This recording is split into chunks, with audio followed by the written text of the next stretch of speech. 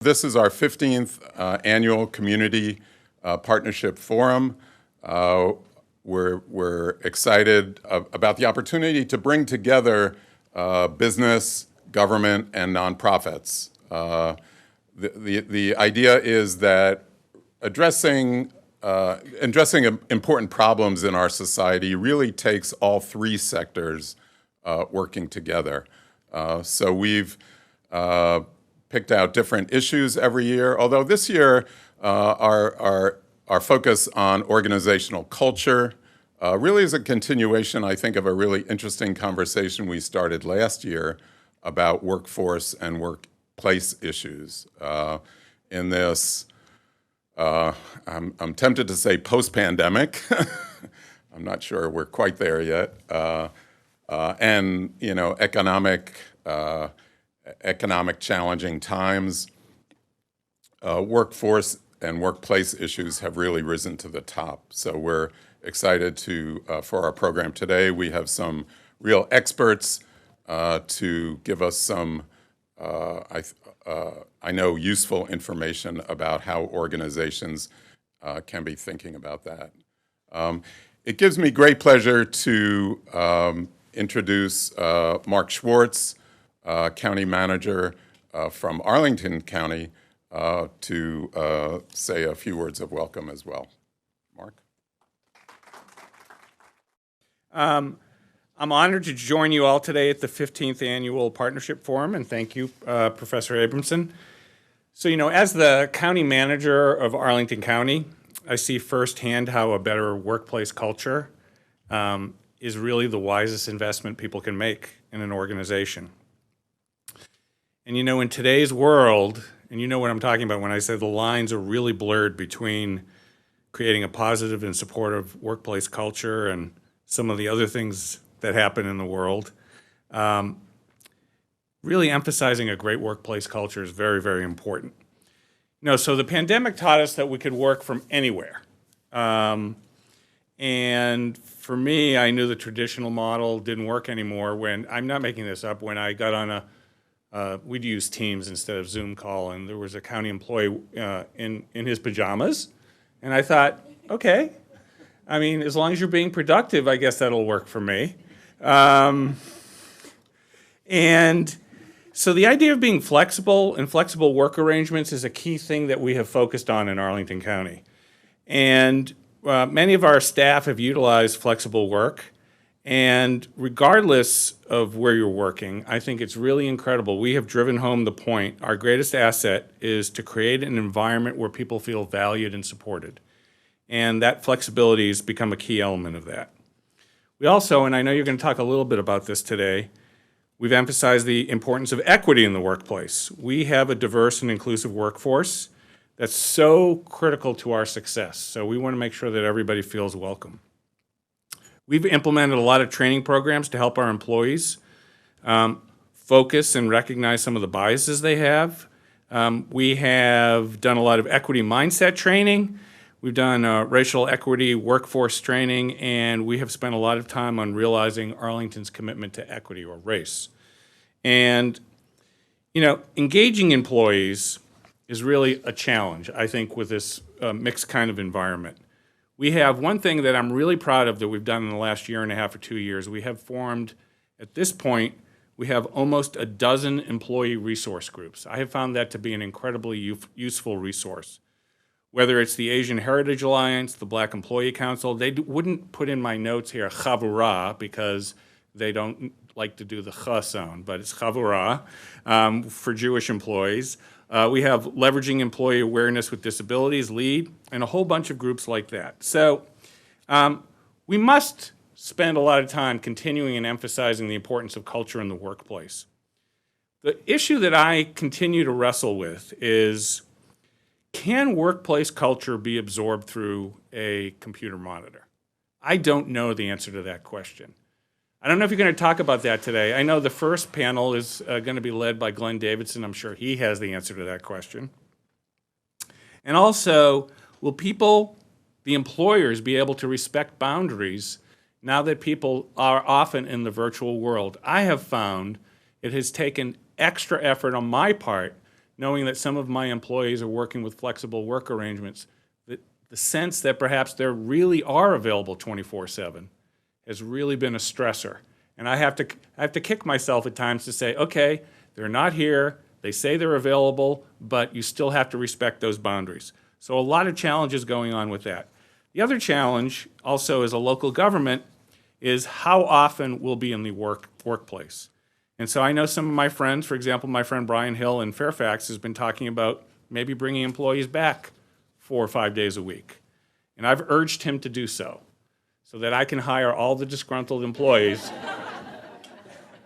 from Fairfax County. So with all due respect, as I see my friends over here from Fairfax and Leadership Fairfax, and I know George Mason has a Fairfax campus, we say Arlington hopefully is leading the way on workplace culture, and I know that you'll hear a lot from each other today, and I wish you the best, and you should thank me that I did not come in my pajamas. So thank you, everybody. Welcome on behalf of our President and CEO of United Way of National Capital Area, Rosie Allen Herring, and also want to give a quick shout out right from the beginning for Lavina Kim, who's worked with Alan and folks on this, and also to staff members that we have here, Katie Muir and Samantha Wessel. United Way helps to improve the health, economic well-being, and education of our community members. And we do that by mobilizing all sectors and providing not just resources, but in partnership. And this is an example of our partnership and the hope that we will do our part in making a more equitable region for all. So I welcome you and thank you for joining us here today. And I have the distinct honor of introducing two of the speakers that are going to be coming up here today, Glenn Davidson and Emily Amrad. So Glenn is a senior level executive with over 30 years of experience, and this is going to take a while because Glenn has a lot of accomplishments, and we want to give him his due. So does Emily. And he has 30 years experience driving major transformational initiatives from inside and as a consultant across the public sector, including federal, state, and local governments, higher education, and NGOs. Glenn's currently, he leads Deloitte's consulting human capital work across state and local governments and higher education institutions. Among his clients are Virginia Secretary of Labor, where he's helping to transform the state's workforce development programs, the Virginia Department of Transportation, where he is preparing its workforce for the future of work, and the Virginia Department of Human Resources, where he's helping its director rethink the state's classification and compensation structure. Immediately prior to joining Deloitte, Glenn served as a presidential executive fellow and executive director of enterprise services for the United States Department of Commerce, where he's been responsible for planning, designing, building, and running the first cabinet department level multifunction shared services operations in the federal government. Today, enterprise services provides human resources acquisition, financial management, and information technology services to the 47,000 employees of the department's 12 bureaus and the Office of the Secretary. Earlier in his career, Glenn worked in federal and state government. He was a legislative aide to the Ohio Congressman Ronald M. Model, and in the 1980s. He has served as chief of staff to Virginia Governor L. Douglas Wilder in the 1990s. Glenn is a graduate of the American University, for which he holds a bachelor's degree in international relations. He also holds a master's degree in science, technology, and public policy from the George Washington University. I'd also like to introduce Emily Amrad. Emily is senior consultant in Deloitte's Human Capital Organization, their transformation practice. She's focused on driving people-first solutions for state, local, and higher education clients in the areas of future of work, workforce preparedness, HR strategy, project management, and change management. Emily has worked in higher education, state government, insurance, corporate social responsibility, and the legal industry throughout her career. Through her industry experience, it's very diverse, and her work has always focused on employee engagement and workforce experience. She has become a trusted advisor to her clients on topics of employee retention, workforce preparedness, hybrid and/or remote work strategies, and organizational development as they look to support their workforce.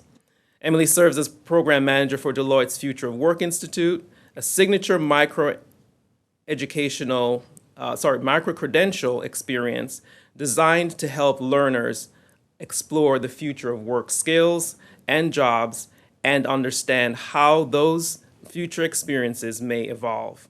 Prior to joining Deloitte, Emily worked in corporate philanthropy at Chubb, leading much of the company's philanthropic presence across the Philadelphia region, as well as North American volunteer activities.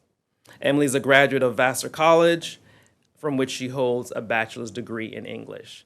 Please join me in welcoming our esteemed panelists today, Glenn and Emily. So we are going to, okay, there we are. We're going to talk about the future of work today. And I'd like to at least set it up in a framework. When we talk about the future of work, we talk about work, workplace, and workforce, and how that is actually changing. And candidly, we all just thought that it was technology developments or innovations that were ultimately going to drive the future of work, and that work itself would change. None of us anticipated that the pandemic was actually going to be the change agent, right? And that we would start looking at the workplace first, right? So suddenly, and those of us who work in government know that government was really ill-prepared for working remotely. I had clients, for instance, that still operated with desk phones, desktop computers, no VPN, no mobile devices whatsoever, and still somehow got the work done, which is really amazing. And I think largely I credit a lot of our human capital folks, to begin with our employees specifically, because they've worked in government so long, they know the processes, they know the people to call, they know how to get stuff done, irrespective of whether they're equipped or not. So, today, Emily and I have talked about, obviously, hybrid workplace, where more and more organizations are, in fact, allowing you to work both at home as well as at work, or anywhere else for that matter. But more importantly, we're also beginning to see people, it's an employee's choice, it's no longer the employer's choice, right? If you want to keep people, you're going to ultimately have them work where they want to work. I said, so the focus was really the workplace, but you've seen that everybody has now moved to the focus on workforce. And the reason being is that in this, during the pandemic, a lot of people quit or retired. And if you think about it, there were largely 3 million people that left the workforce immediately. And some of those not by choice, as you might suspect, right? For industries that were heavily hit, like hospitality and tourism and restaurants and the like. But more importantly, baby boomers left because they were not going to come back in and they were going to get sick. I think I'm the exception, right? Still working. Obviously, there are many others as well. But women left the workforce too in droves. And that was largely because they were the principal caregivers. And they've begun to come back, right? We've seen that since about October or November of this year, more and more women coming back into the workplace. But that being said, there's a greater focus on workforce. And I'm just going to share with you Governor Youngkin's focus on workforce development is a really good example of that, right? Where he's talked about, how are we going to improve, how are we going to make Virginia even more of a place where businesses want to come and where they want to expand their operations. The only way that you do that is if you have a skilled workforce, right? Highly educated, skilled workforce to be able to do that. But I've also heard him talk about the fact that we can't, in this day and age, especially Virginia has lost population since the pandemic. if you think about it, a lot of knowledge workers out of Northern Virginia left, but also a lot of people, veterans and veterans' families left, and they went to lower tax states because they could. So as a result, you're beginning to see we're having a crunch as it relates to the workforce. And so I've heard, Governor Youngkin talking about the fact that we can't leave anybody behind. It's not just racial and ethnic minorities and women, but we have to focus on the disabled and we have to focus on the formerly incarcerated. So everyone, in fact, has to be skilled and educated to be able to do this work. Now, with AI and chat GPT, we're all focused on the nature of work too. So think about this. All of this has come together all at the same time to really change the nature of work. So the future of work is now, not before, it's now. Now, the one thing that I will add, I saw this great stat. It showed up in Axios. This is going to give you a kick. Talk about the future of work. Using geolocation data, researchers found that 83% more golf games were played on weekdays in August 2022 than August 2021, right? And 278% more golf trips were made at 4 o'clock on Wednesdays than in August 2022 than 2019. Pretty remarkable, don't you think? And those aren't seniors, because seniors play Wednesday morning, trust me, I know. So that's the framework that we wanted to talk a little bit about. So what has happened? We talk about the three greats. The great exhaustion, the great resignation, and the great reshuffling. This is what's occurred in our workforce. Great exhaustion. We have blurred the lines between work and home. And people are just, I've never seen it before too, between Teams calls and Zoom meetings and webinars and then your in-person meetings, you don't even have time to go to the bathroom anymore.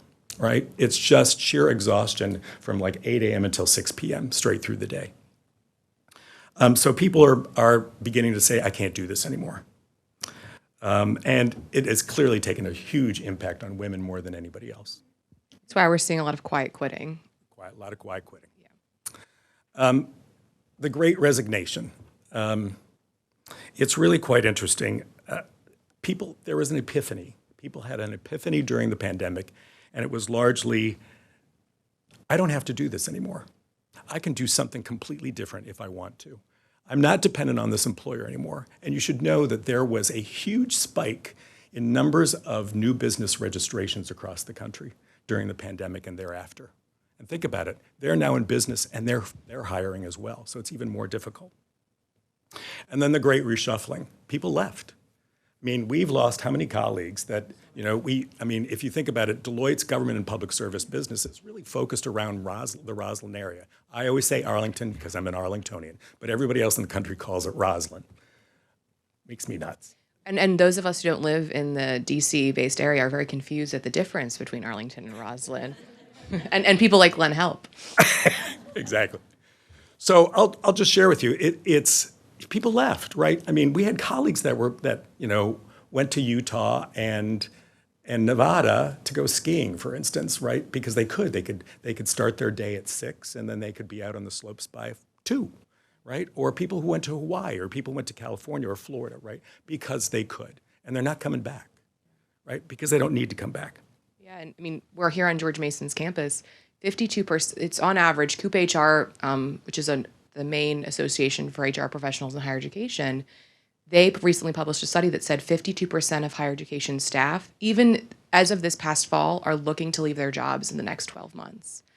And not necessarily to leave higher education, but again, it is a reshuffling because of all the different pressures and, especially that flexible work in certain industries is still not commonplace. So why'd people quit? It's still some of the same things that have existed before. It's pay, insufficient advancement opportunities, feeling disrespected at work, major child care issues. This is particularly hard in the healthcare field or healthcare giver field. Mm-hmm. So, not enough flexibility in hours. So people have the choice to leave and are leaving significantly in this marketplace, largely because, as I'll say, there are 2 jobs for every job seeker today. And so if you look at this, in December, unemployment rate dropped, right? 50-year low. Employers are continuing to add jobs, right? This is just a weird economy if you think about it. Inflation, obviously raising interest rates, and yet we still have a full employment economy and a significant number, really low unemployment rate, which is really remarkable. So you're talking about all these jobs. People are still quitting because they can. So, and then as I noted before, new business is increasing. Now, on top of this, you talked a little bit about quiet quitting. We have some other trends that are going on as well as a result of, these issues related to being in the workplace. Part of it happens to be there's a area I'd call productivity paranoia. You've got these organizations that are actually looking to see what you're doing, right? How long you're on the computer, how many emails that you have, are you clicking through, right? So there is this watchdog mentality out there, and people are not happy about it, as you might suspect. Another trend that's occurred is boomerang employees. We've seen a great deal of this as well. It used to be that you left your employer, and your employer was pissed, right?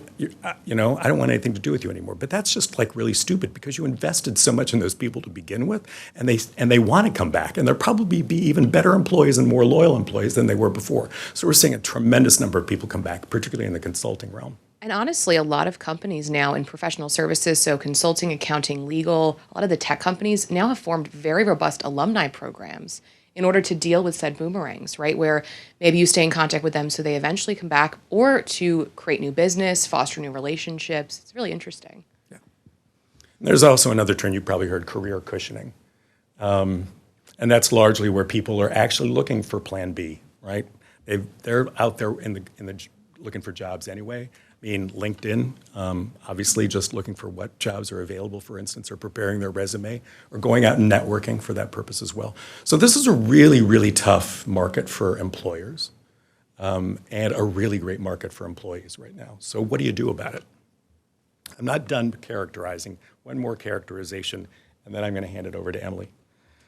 1 in 6 candidates does not accept your job.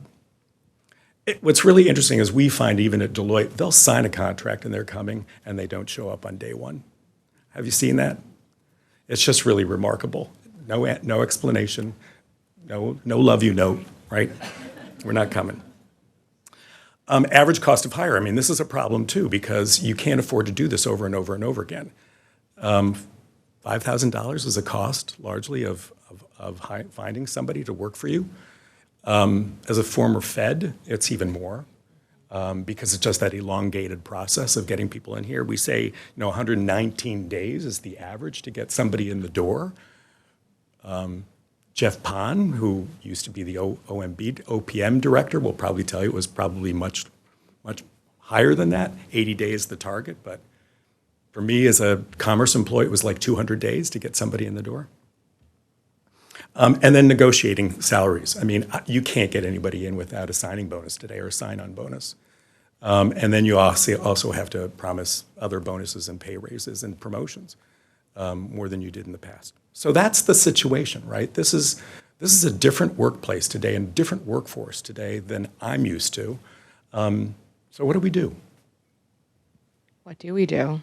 After you. Yes, I'll switch. We'll switch places. I should say just one last thing. And then we'll talk. We may get a reprieve a little bit. With all of these firings effectively, or Microsoft saying that because of AI, we're going to let go all of these folks. There's a little softening in the market. That's a really good thing for government employers, particularly, because people are looking for a steady job, long-term job. But after you. So just to reinforce, it is, and I'll get closer to the mic, it is quite interesting, right? Because if you read the news, you would think we're not in this workforce economy, this labor market, where there are 2 jobs for every 1 unemployed American. because we are seeing a lot of the tech companies and other, honestly, companies that really, overhired might be the wrong word, but really heavily hired during COVID into 2021, and now they're kind of realigning based on what parts of their business are being successful. And we acknowledge that, right? But industries like hospitality, advanced manufacturing, healthcare, I mean, goodness, Glenn, how many states are we talking to about the lack of healthcare workers across the board at every type of job and level? And so, again, we acknowledge that layoff piece that is happening, but overwhelmingly, there still are so much opportunity in different markets. And one thing to consider as well is just when we think about the workforce and some changes in demographics, there's even more opportunities because the lifespan of a career is no longer, what it used to be, right? Gen Z, as an example, will change jobs 10 times between ages 18 and 34 alone. 10 times.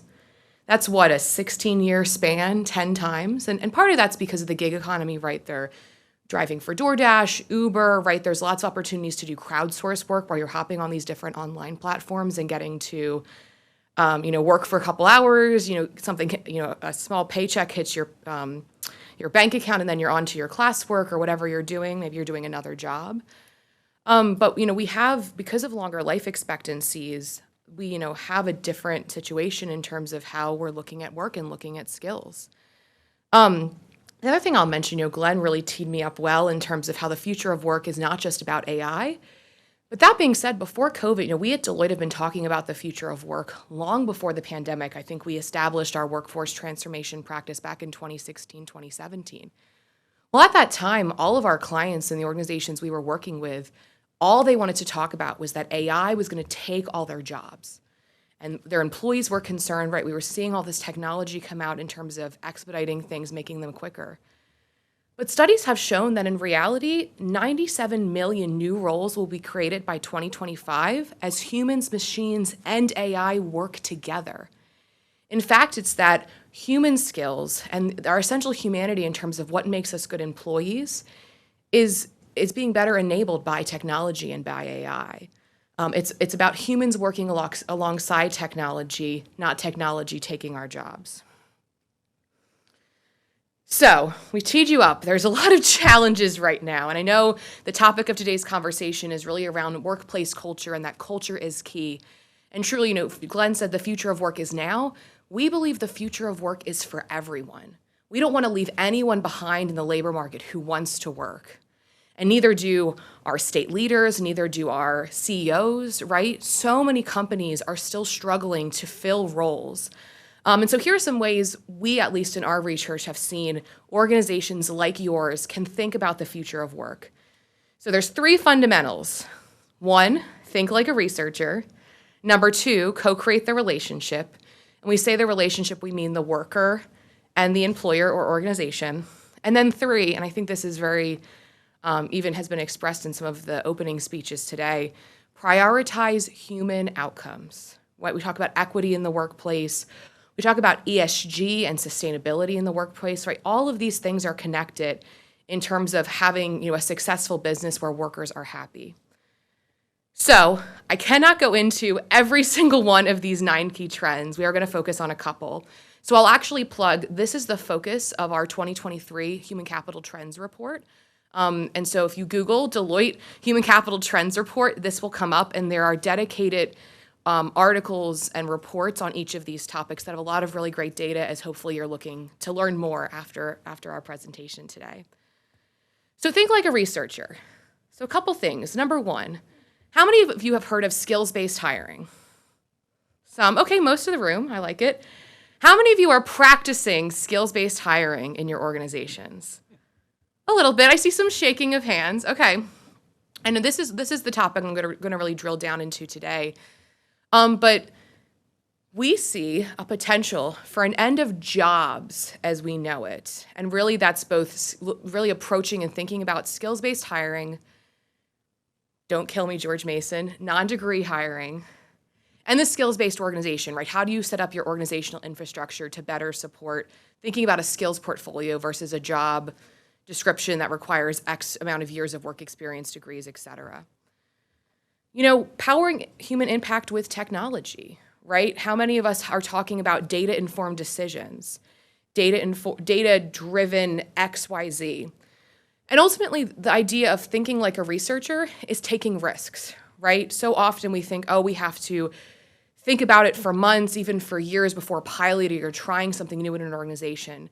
And what we would encourage you all to do is fail fast, right? Because that's how you're going to learn what works for your organization and works for your workers. Again, with that data-informed research. Co-create the relationship. And the one I want to focus on here is harnessing workforce agency, which is a tricky topic, right? We think about social media, the rise of just workers' voice in general on a whole host of different topics. There's a challenge, right, in terms of not bending to every will when something happens and some company says, oh, X organization needs to do X, Y, Z, or I'm leaving as a customer, or I'm leaving as an employee. But rather it's how can what we say in this report is how can we work better with our employees and really give them that agency to feel empowered to make the organization better and to help the organization be more productive and thus increase shares or revenue or whatever the goal of your organization is. And then lastly, in prioritizing human outcomes, it's looking at how can you be more equitable as an organization. A lot of organizations, and some who are based in Virginia, are 110 partners. How many of you have heard of 110? Okay, you should go Google it. It's a great organization. It's an organization that was started in 2020 to hire 1 million Black Americans into family or self-sustaining wage jobs. And their goal is to get there by 2030. And it's a coalition of many employers across many different types of organizations to do this.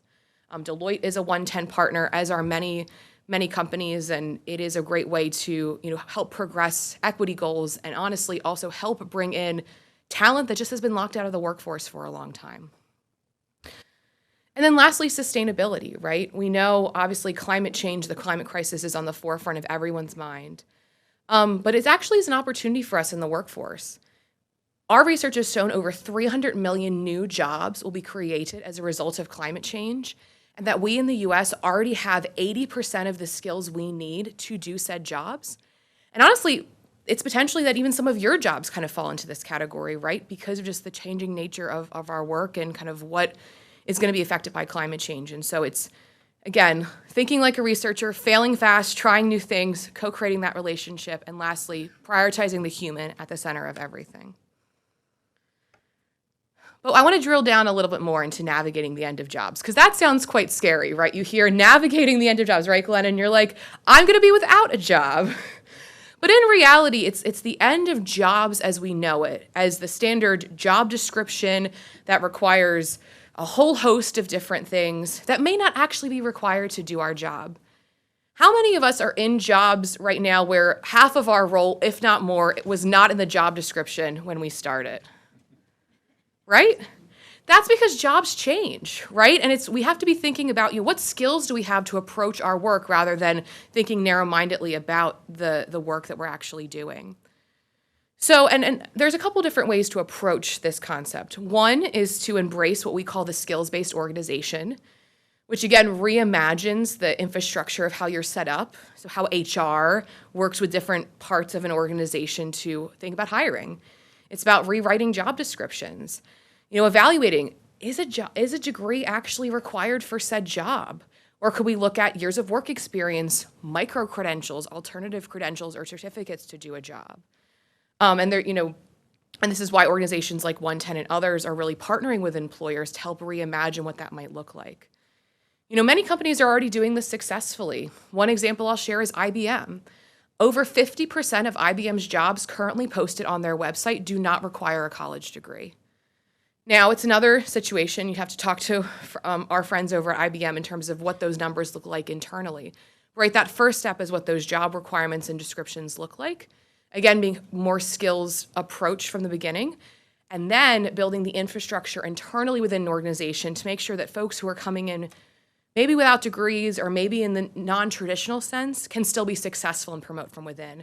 And I think that's the challenge a lot of organizations who are starting to approach skills-based hiring are facing. And we're seeing, as you know, state and local governments doing very much the same. I mean, Governor Shapiro in Pennsylvania One of his first executive orders is to eliminate the degree requirements for all state jobs. Not yet. Yeah, 65,000 jobs in Pennsylvania Pennsylvania state government no longer require a college degree. States like, so former Governor Larry Hogan in Maryland did the same thing before he left office. North Carolina, Colorado, Utah, right? These are states that are looking at job descriptions, again, within the state government workforce and saying, does this require a college degree? Again, not that you could not have a college degree to have said job, but again, it's opening the aperture to bring more folks along into the workforce, as Glenn was sharing earlier. So we've talked about some trends, talked about some fundamentals. And I think what we are seeing is that we're somewhat in a boundaryless work environment, right? When we think about the fact where you depending on your job, you could work from anywhere. You could work from different devices. In fact, think about the fact that, Glenn mentioned Skype or Teams and Zoom, right? I mean, even on, I think for us at Deloitte, we have a million different technology platforms that kind of do the same thing. And so it feels endless and almost boundaryless in terms of our world of work. And we think about the Industrial Revolution. For those of you who were at this presentation last year, our wonderful colleague Kim Scales talked about the 4 industrial revolutions that got us to where we are today. There is an opportunity to experiment, to pilot and innovate, and ultimately really center the human in the work. We talk about, as I said before, how AI is not taking away our jobs, that hopefully things like ChatGPT are going to help elevate how we do our work. And so at the end of the day, we as organizations need to choose and prioritize the human agenda. And when we think about the skills needed to do that, we need to make sure that everyone has the right human skills to be successful in the workforce. And I heard a yes. Yes. Yes, well, that's the thing, right? We call them soft skills, professional skills, power skills. We very intentionally call them human skills because they are essentially human capabilities that every employee and person, right, should have to be successful both in life and in work. Okay, so these are what we would consider to be the critical human skills, and I'm sure you all could add many more. Empathy, emotional intelligence, written and verbal communication, adaptability and resiliency. To me, this is probably one of the most important ones. Curiosity, critical thinking and problem solving, and logical reasoning. So I'll throw out a fact not related to human skills. On average, the shelf life of technical skills nowadays is 3 years, which is terrifying. Given the amount we spend on higher education, we spend on certifications, right? If we think about our IT workforce, the amount of certs you have to get, for folks who use Workday as an example, Workday every 6 months requires a recertification because of how much new technology and product they're pushing out to clients in different arenas. And so with that stat in mind, right, it's even more critical to make sure that every employee's human skills are as solid as possible, so that they are adaptable and resilient and can embrace that change, right, when they are inevitably having to get recertified and reskilled, right? How many of us have heard of people completely switching careers as a result of the pandemic, right? Their human skills are what carried them through in terms of being successful. And so I share this with you all in my wonderful intro. And again, I've never had someone read my bio out loud, so thank you, Ian. Ian mentioned I lead a program for Deloitte called the Future of Work Institute. So the Institute is a micro-credential program that we partner with both universities, community colleges, and organizations to better support their workforce or learner population to be prepared for the future of work. And in that program, the number one thing we focus on is these human skills and how they translate to being prepared for the jobs and skills of the future. I just wanted to share because I think there's a lot out there about micro-credentials and certifications and, thinking about how we're better preparing our workforce for that skills gap that exists. As Glenn teed us up, there's all these jobs out there for the workforce. A lot of employers would tell you they cannot find talent. And it's not necessarily because the people aren't out there, it's because they don't have the right skills to be successful. A blend of both technical and human skills. So with this program, really we have 3 key goals. Number 1, helping learners understand how the world of work is changing and what that means for skills, jobs, and careers. equipping each learner with an adaptable mindset and awareness of meaning and value of their work. I've coined, well, maybe I didn't coin it, but we've coined the phrase career resiliency, which I think is very important nowadays, both for employers as well as learners or the workforce. And so really kind of fostering that mindset of being career resilient in the face of change. And then lastly, there's something to be said for actually packaging a program into a micro-credential. SHRM, the last August, published a report that I think over 80% of executives really see a value in micro-credential. It's just a matter of us embracing them and knowing how to articulate them in job portals, on resumes, et cetera. So I share this with you all just as, there are different ways to be approaching how to teach human skills and not just teaching these skills, but also making sure they're framed from the perspective of how quickly our world of work is changing in this boundaryless way. So what can you do as organizations? We see 5 different things leaders can do to better embrace the future of work. Number one is building trust. And I don't know, Glenn, if you have any thoughts on this, but I know we're talking, especially with a lot of our government clients, about helping rebuild trust in government post the pandemic. And even where a lot of private sector organizations are struggling with this from their employees and from their stakeholder group. Yeah, think about it. There has been so much disinformation in the marketplace for so long. It is, in many respects, where do you get your news from? And what do you believe at the end of the day? So if you think about it, government is not being trusted, employers are not being trusted, colleagues are not being trusted. So very important point. Yeah, very important thing to prioritize. Creating purpose. So Gen Z, they're going to change jobs 10 times before, they turn 34. And I should say the oldest Gen Z demographic member right now is between ages 26 and 27. But the second stat I'll share about Gen Z is that they consider loyalty at a company to be 6 months. Some of our organizations probably have training programs longer than 6 months. And a big reason they will make or break or just leave at the end of 6 months is about meaningful work. They want purposeful work. And so how can you within your organization drive purpose and work? Even if it's something, it's, a very standard job, someone who's an administrative professional or your job seems quite, by no means basic, but just very standard in terms of kind of what you would think in that role. How can you drive, meaningful and purposeful work for your employees? Orchestrating ecosystems. So one of the things Glenn and I are a big proponent of is supporting the workforce development ecosystem. And what we mean by that is how government, employers, and higher education all come together to better drive how we close the skills gap, make sure everyone who wants to work can work, and that they're finding that employers are finding the right skilled employees for the work being done. And a big part of that is just looking at what the ecosystem has to offer and really strengthening those models, and also just looking at, what can you do from a talent continuum perspective, crowdsource work, gig work, contractors, et cetera. The only thing I was going to add is, think about how, higher education is in a crisis, as we all know, to begin with. It's, I'm a liberal arts major, and I really appreciated the time and the work that I got, but that's not necessarily equipping people for their jobs going in the future. So as a result, it's a greater focus. And so we're seeing actually a rise of a greater importance of Virginia Community College system, for instance, or schools of continuing and professional studies at UVA, who are now approaching, non-traditional candidates and giving skills and certificates and credentials that they wouldn't have otherwise received. Yeah, think about, right, Governor Youngkin has a goal that every high school student upon graduation would have a career, ready credential or something to that effect? Right. Yeah. So again, how can we all work together better in that ecosystem to make sure we're producing the right skilled talent?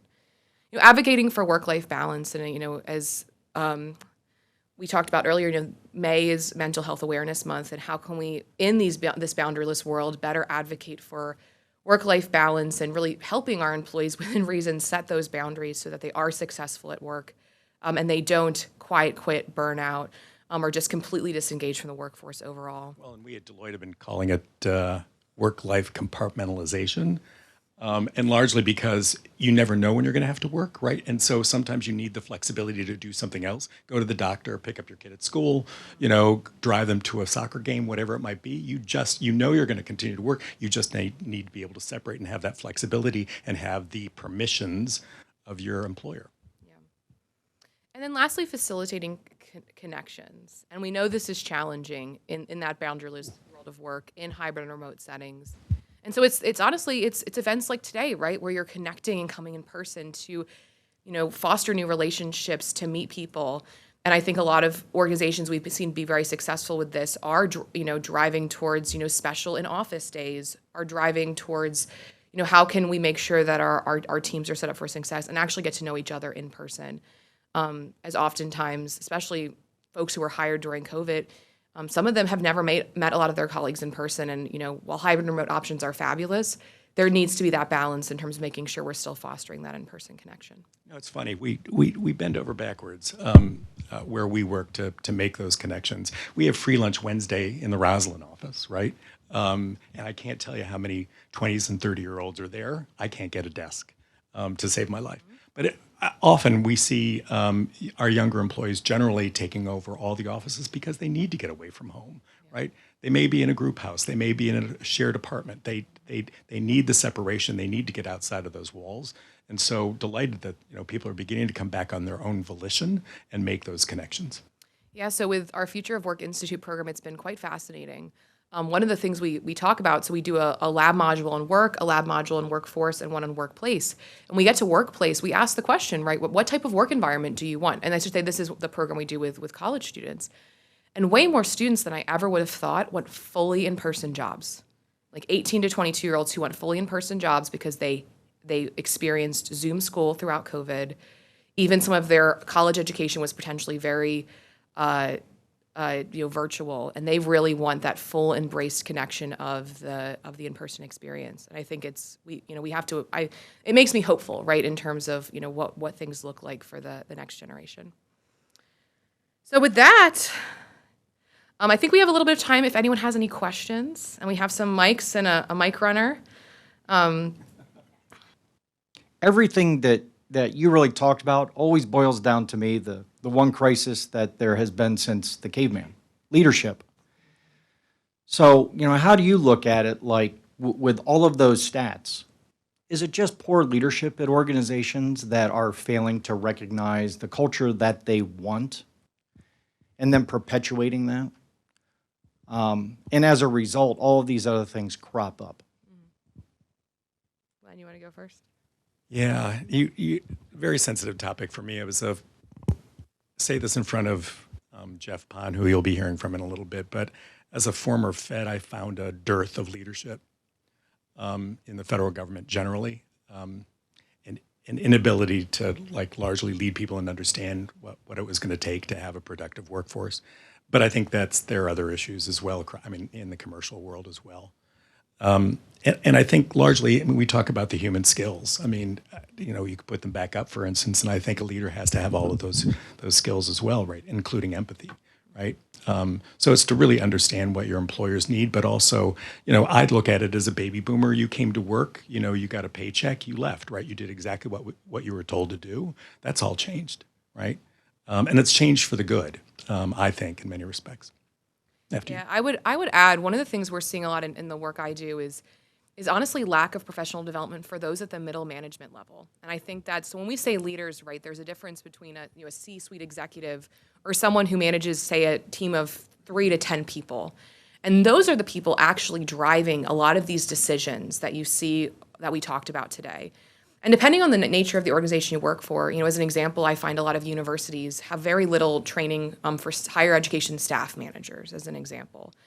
And that causes a lot of issues, right? Because if the only training you offer someone is legal and compliance training that's mandated by the federal government and by the state, you're doing your managers a disservice in terms of, how to manage hybrid teams, how to be an inclusive leader, how to lead with empathy in extremely challenging situations, right?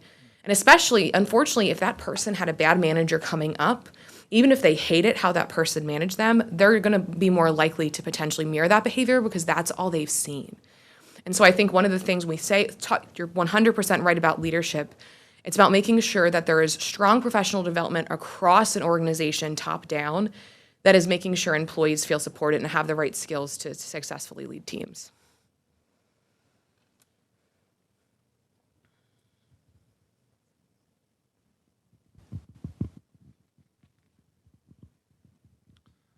David Trigo. I think I have a more tactical question than our first one.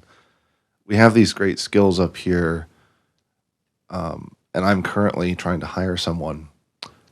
None of that stuff is on any of their resumes, and we all have read the stuff about how interviews are a crapshoot at best. How do you find these things?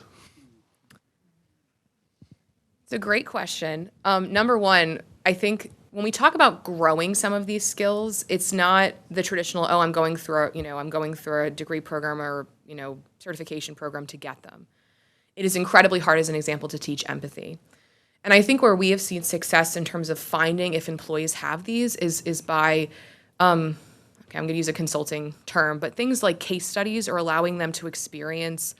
Like as an example, I've seen companies, do interviews where they're forced to work in a team with someone, where they're forced to think about, a real world problem or situation and come back with an answer in terms of how they'd solve it, right? So it's not just like, oh, hi, I'm Glenn. I have this much, you heard his resume, this many years of work experience, et cetera. But it's instead putting them in somewhat of a real life situation and seeing how they react or respond. I'll also add, being the original millennial and have had 10 different careers, I'll add with you. I think what some consulting firms do particularly well is that you have multiple interviews. I mean, it's just not one or two or three. You're probably talking to about 10 or 12 people by the time you're hired. And so everybody's getting, and you're having a conversation. And some of them are very direct interviews about, trying to discern your skills, but some of them are just trying to discern what kind of individual you are and what your background was. And candidly, prior to the pandemic, I never hired anybody that I didn't have a meal with. Because I saw how people just reacted, right? Right, and for instance, whether they even knew how to hold a utensil appropriately, right? Or have a conversation while they were eating. So all of that was really important. You have to take the time. It takes a little bit longer. But I also think the individual gets more engaged with you and the organization as well. Yeah, like as an example, years ago, I'm based in Philadelphia. I do not live in the Virginia area. But Vanguard is a large employer in the Philadelphia region. And Vanguard, it's interesting in a lot of their recruiting processes, they do a lot of team-based interviews or situations, right, where they're bringing in folks who currently work at the organization and, doing some level of like problem-based solutioning or testing. And it really does help show if someone has some of these skills. So anyway. In the federal government, we had panels, Yeah. right, which were just the worst. And here are the set of questions that we're going to ask. And you can't depart from those. And at the end of the day, I'm just going to tell you, we got some really bad employees as a result of those. Yeah. And not to pile on, the last thing I'll say, a lot of companies are moving towards an apprenticeship model for hire. And some of this is again, to help bring in, folks without degrees or thinking about more skills-based hiring approaches. And I'm sure say, companies are looking at apprenticeship models who aren't in the traditional apprenticeship fields that we've known for a long time. But in those models, right, people come in and they work for 6 months and you get a sense of if they're good. And then there's a conversation if they stay or if they go. And that might seem counterintuitive just in terms of how, the cost to hire someone, but it also is a way to kind of actually assess and test some of these skills and the technical skills as well.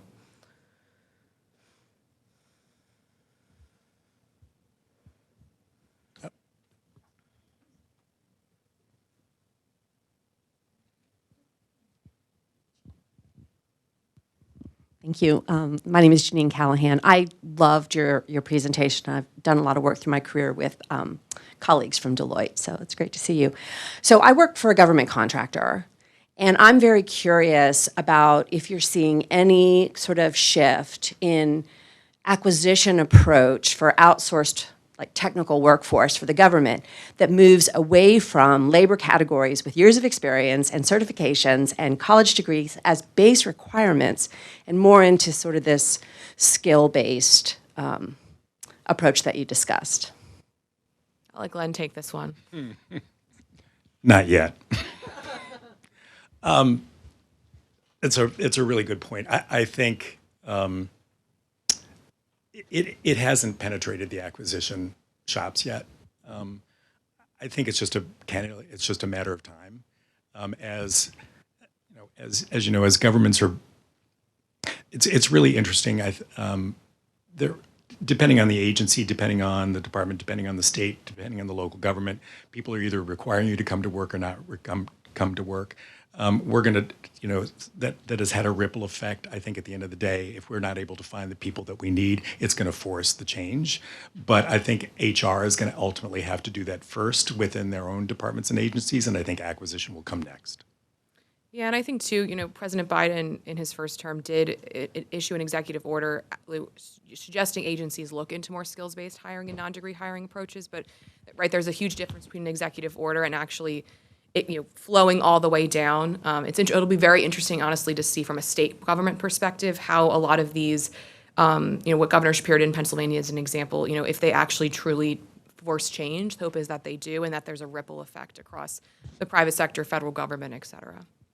Anyway, I think we are out of time. Thank you so much. We'll be around for a little bit if you want to connect.